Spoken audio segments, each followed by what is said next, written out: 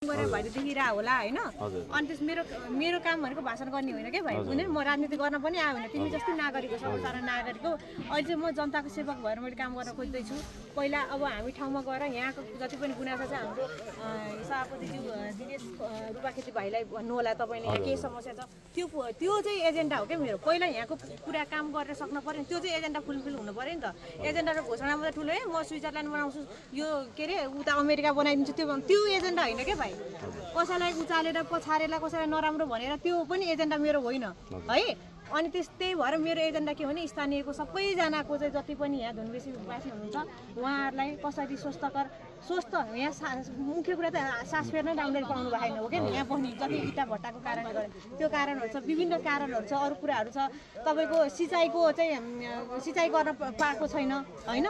खेत बाँझै बसिरहेको छ होइन मल बिउ बिजनलाई तपाईँको 1100 पर्ने अथवा 1000 रुपियाँ पर्ने 1 किलो उसलाई तपाईँको 2000 रुपियाँ चाहिँ होइन त्यसरी चाहिँ सिन्डिकेट टोकेर त्यति धेरै रेटमा चाहिँ दलाल बजार गरेर भाउ त्यसरी उगाइरहेको छ होइन त्यो कुरा दलाली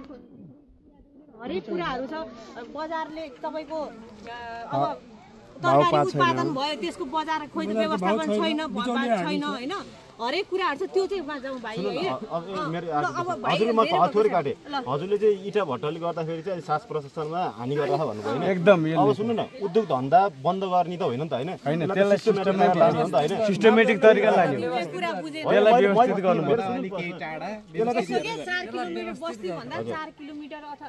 किलोमिटर उता अथवा 6 किलोमिटर उता हुनुपर्ने त्यो नियम छ हैन त्यो किन भएन हाम्रो देशमा भन्ने कुरा हो